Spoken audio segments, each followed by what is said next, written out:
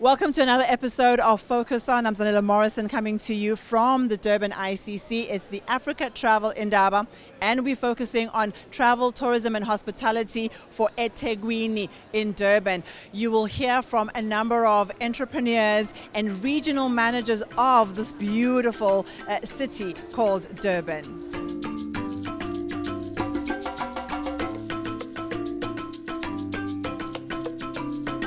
Patricia, thank you so much for joining me. It's good to see you again at Africa's Travel Indaba here in Durban. What is it that you are trying to achieve this year?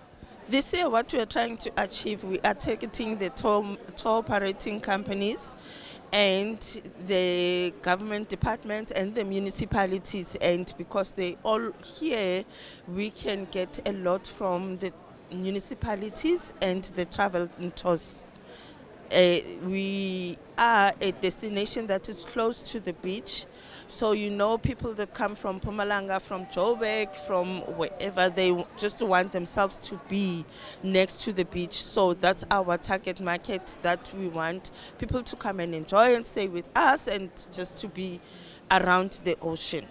I'm glad you mentioned that. There does seem to be a huge government and private partnership and countries in the continent. How are you getting this collaboration right? Okay, we are planning on for them to come and see the property. We are doing a presentation for them as well. And with our location, since we are based in Umgababa, we're trying to tap into the traditional and the cultural ways of all parties, not just the government only, not the municipality only, even the corporate companies. We've got Toyota around the area, so we've got SAPI, so we don't want to label ourselves and say, this is what we want. We just want to explore and to gain more, especially from this a platform that's handed to us. We want to get an exposure and we want to market our property as well. But there's definitely something about Durban that's uniquely Durban that you offer, even the investors that come into into Durban. What is it? Could you put that into words for me? It's the beach, obviously, because Durban is the beach, and it's our traditional meal. We've got a menu. One of our menus is just traditional. We've got since we are in the rural areas, so we've got your dumplings, we've got your samp, we've got your tribe. That's our signature dish, and for people around us to be comfortable to come to our resort, they know, okay, this is where I'm gonna eat my traditional meal. And we are a black-owned business. Our owner is a black person, so we are in a black society as well. So we don't want to give them your steak and chips. We want to give them what they are used to, in order for us to gain more business from them, and in order for them as well to tell their friends, and their friends will come to the resorts. So you're selling a traditional value proposition. What does that mean in terms of jobs, in terms of amount of money that you're looking at seeing go through this tourism industry? In terms of jobs, and we have I will say a strategy that we've put in place that we want to give back to the community. In terms of job, we've just built the second phase. We now can accommodate 110 delegates, excluding the self-catering units. I didn't count. We've got 9 self-catering units, and we have, I will say, it's an executive presidential suite, that room. And it's got 2 bedrooms, a dining area, a boardroom. Inside the room, it's got a boardroom, and as you go up, it's got a nice view to the beach as well. So we're giving back to the community by offering them jobs. The people around Umgababa, we only employ people around because we're giving back to them since we are based in Umgababa. One of the things I'm picking up that's core to Africa Travel Indaba participants is local empowerment. Do you get support? Do you get initiatives run just to enable SMEs and up-and-coming coastal beach hotels like yourselves to thrive?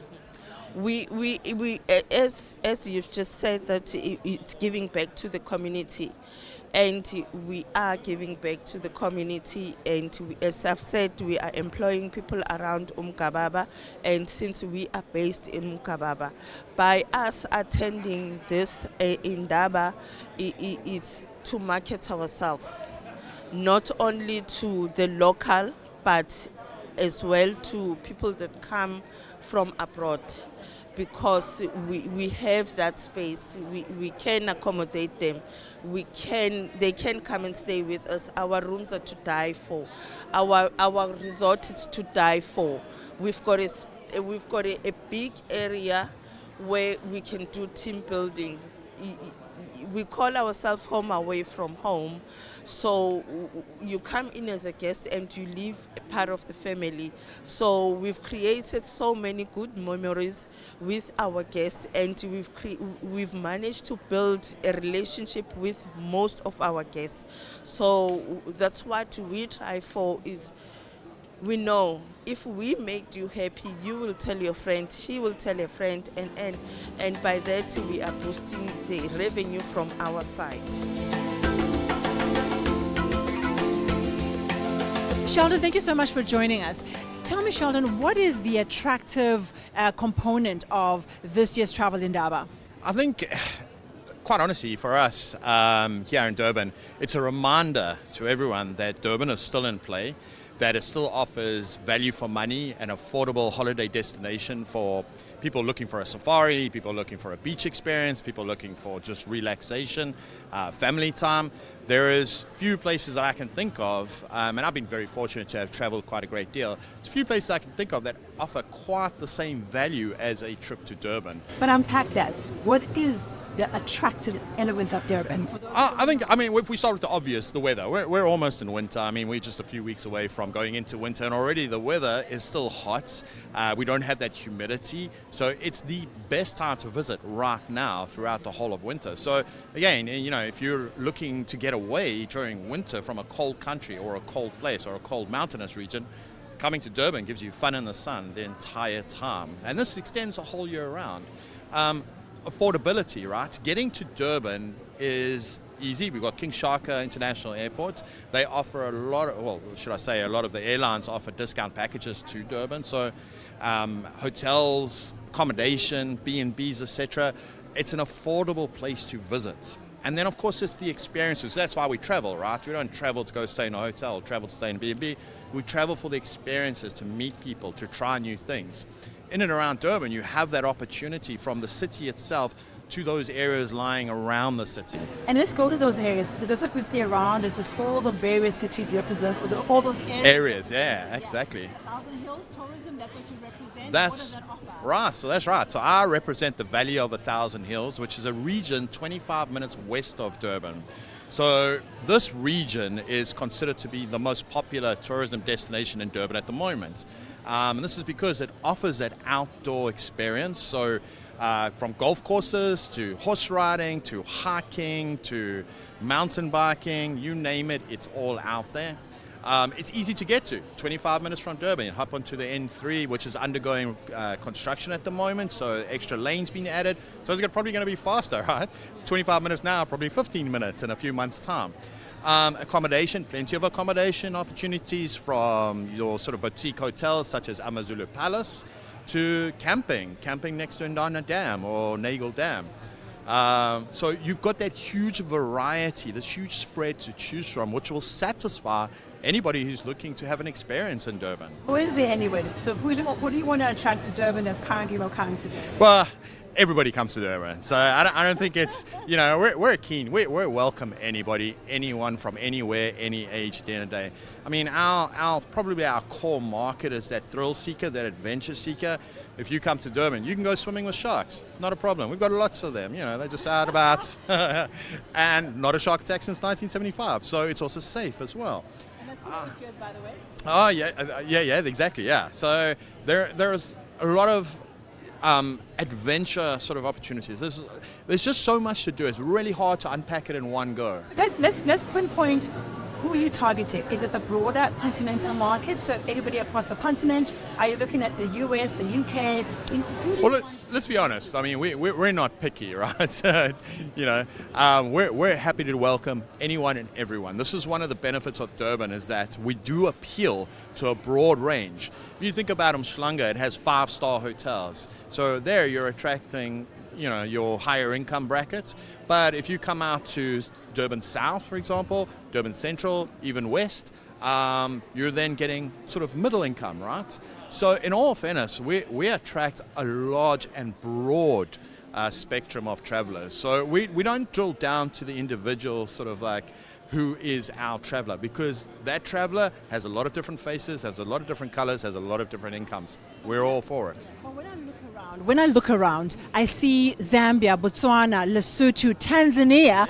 What is happening with all these huge investments into KZN?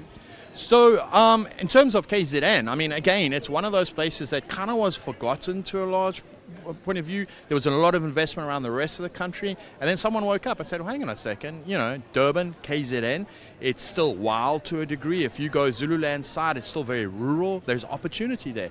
In and around Durban itself, you may remember for years, if you flew into Durban, you flew over rolling sugarcane hills as far as the eye could see.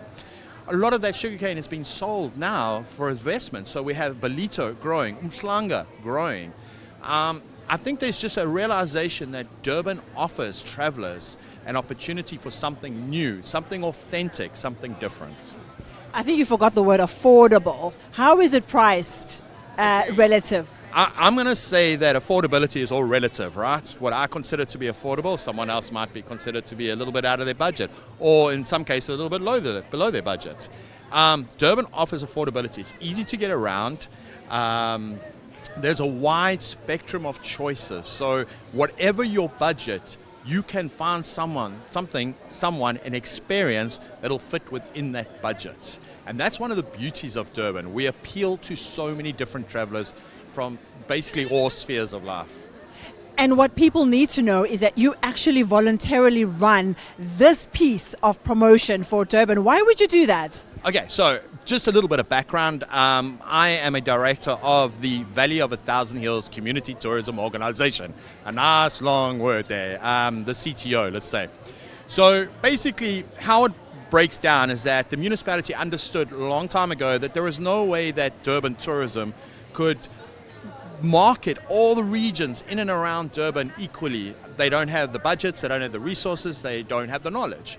So it makes sense to break that up into smaller regions and let the product owners within those regions market the region. But more importantly, I am familiar with my area because I work within that area. I have a network within that area. So from my point of view, it's an opportunity to give back. I can now promote my region, and I should point out that my customers don't come from here. They come from overseas, and very seldom do I have an opportunity to showcase my area to them. So it's not necessarily to my benefit, but it is the benefit to the area itself. If we want to see growth, if we want to see investment, we have to shout as loud as we can about the sort of advantages of being here, right? You have to promote our areas. That's where I come in. It is a volunteer position, but I can't think of a better way to help my community grow. So Rhino, let's talk about tourism, especially township tourism. This is what you do. Tell me a bit about your particular region. All right. Yes, we are Durban West Tourism.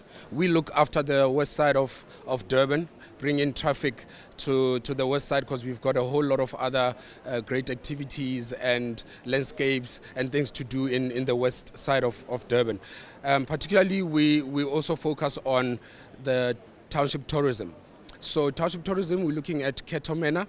Ketomena has one of the richest, or let me say richest heritage and history, in a sense that we also have the museum there, and we also have the Queen Mother of the King, the late King Zwelithini.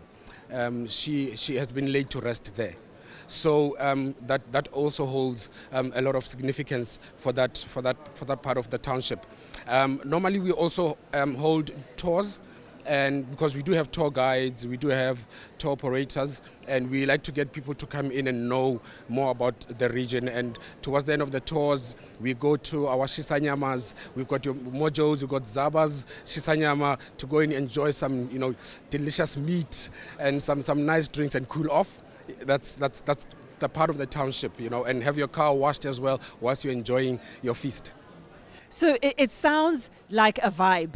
Is it youth that are involved? Do they shape their own solutions? And how do they start to generate income in themselves being the business? Yes, it actually does include the youth. They actually do the tours themselves because they get trained obviously by the experienced elders about the history of the township, and now they go out and make tours for people who don't know, or people, the outside people or the visitors or the tourists to come in and know more about it. They even go to show how the sangomas get to do their work. And how to do beadwork through the craft market. The mothers doing their beadwork there as well. So it incorporates the youth, and it also incorporates the elderly as well. And from an employment point of view, how many young people are involved?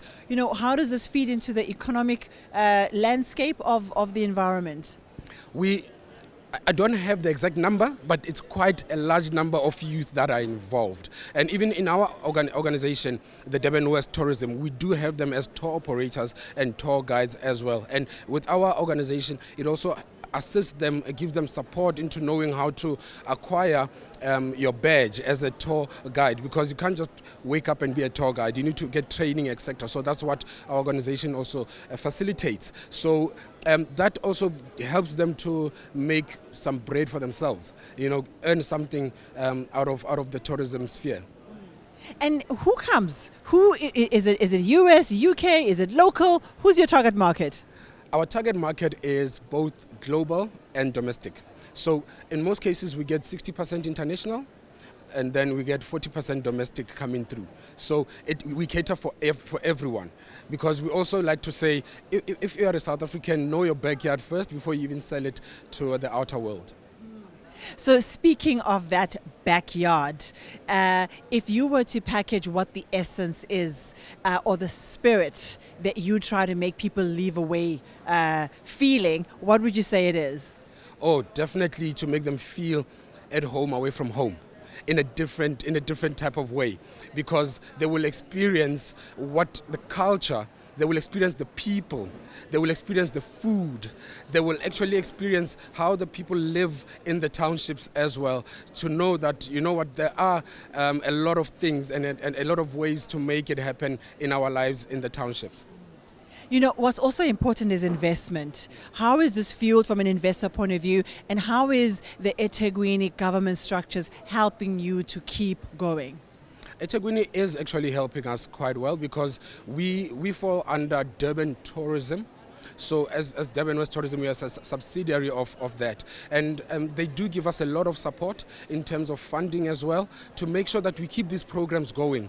We actually educate our people, we educate the community, we keep the community vibrant, and we get our region having to accommodate our travelers and tourists as well. So in terms of investment, that's where it actually falls in. And I think one final question, if you had to also look at South Africa as a whole, how does Durban play in with the rest of the landscape? So where do people come from? Where do they go to in the whole value chain of a tourist? Durban is the Mecca. Durban is the Mecca of South Africa, the warmest place. Durban has 2 seasons, summer and summer. So you can come from Joburg, pass through to Durban. Trust me, you won't just stay one day. You want to stay 5 days, because there's so much to do. And as our counterparts, Cape Town, yes, we also have the beach. So our beach is even warm because we are on the Indian Ocean. The Cape Town beach as well. It's a bit cold, but you can still enjoy yourself, you know. But as I mentioned, Durban is the mecca for holiday destination, as a holiday destination, and for the corporate world as well. They can come in and do their work, and after doing their work, go relax after that by the beachside or go hiking, do anything else at the nature reserves. So you're on to the last day of the Africa Travel Indaba. How are you feeling about how the various countries have shown up and what they've given to the travel and tourism industry? Zanele, we are very, very excited from how the Africa Travel Indaba turned out this year in 2024, because reflecting from last year, it demonstrates that everybody, the delegates, the buyers, the exhibitors, the visitors, they take Indaba, seriously, and simply because it yielded positive benefits for them in the previous years, and it's the place to be. Now, for us, with countries, particularly African countries, there's been an increase. Over 25 African countries have actually come this year, which is an increase from last year. And international media, as well as international buyers and exhibitors. But more than anything, because Indaba is about the African story, it actually excites us when we see countries that are growing in tourism coming to Indaba to showcase what they have, the world-class attractions and the experiences of travel and tourism. So for us, we are excited from what we actually saw. It's buzzing, meetings busy, because there's high-level meetings and engagements between the exhibitors and the buyers, and also new products that are actually being shown, because in the travel and tourism, it's important to evolve and give new things, new experiences to the end user, because that's what they're looking for. So we are very, very excited from what we see and from the exhibitor point of view and the African countries. So we often forget that this is also a huge opportunity for Durban to create employment and to bring revenue. What do those numbers look like? Durban has been buzzing, and really when we did our projections, we were conservative, because we building from last year, which was about 7.5, we had projected like 8.2. But as we speak, in approaching the rep, we are able to say we had 9.2 delegates that have come in and around within Indaba. And then in as far as the direct spend into the economy, we are talking over 200 million. That is just only the past two days of Indaba. And the GDP contribution that Indaba has done into the economy of Durban is over 500 million. That is just only within this period. And that is the different variables at which the businesses in the value chain, from the airport to restaurant to shuttle services, have actually been busy and buzzing, because when one was driving in and around the city and the accommodation establishment, you could see that up until late night the places were actually busy, and the people that were there were the delegates from Indaba exploring the city, and also the shopping centers and different shops in the shopping centers where the money of the delegates has been left in Durban. As a result, those figures, the jobs that have been created, phenomenal, because just from Indaba, because businesses had to bring in more resources to take care of the business of Indaba, we've created, we're recording over 1,000 new jobs, just that were created by this past day in days in Durban. So it's phenomenon, socio-economic impact for the economy of Durban. So you've been very focused on this conference, and clearly year in and year out you've gotten better and bigger. What else though are you expecting to happen in Durban in 2024? Where we are at right now, under our theme that Durban is on the move, we are having a lineup of events that we have, because South Africa's playground, we are on the move to give the fun to the visitors. So Upcoming next month, again, we are rolling the red carpets for the Comrades Marathon. The Durban July is coming in July. And also in July, we have our new conference, which is called Africa Resurgence, an international conference that the city will be hosting in partnership with the, business community of United States. So there'll be international delegates again here in Durban. So those are the things that are actually in the pipeline. And also we'll be having a buzzing festive season at which we're inviting our visitors to come to Durban for. Other activities in other parts of the city like Shongweni, we'll be having the Shongweni Polo, Classic, which is actually a very exciting lifestyle event in terms of polo as well as dressing up and networking.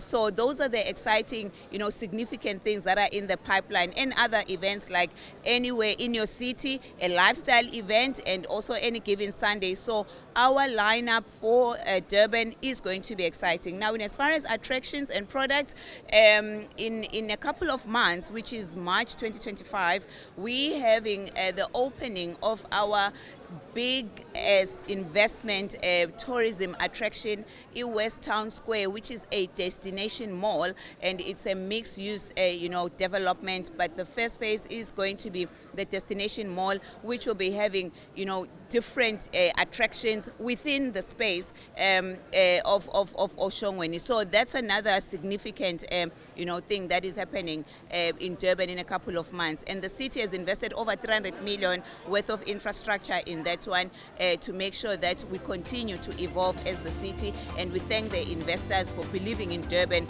and bringing in this tourism investment into the city.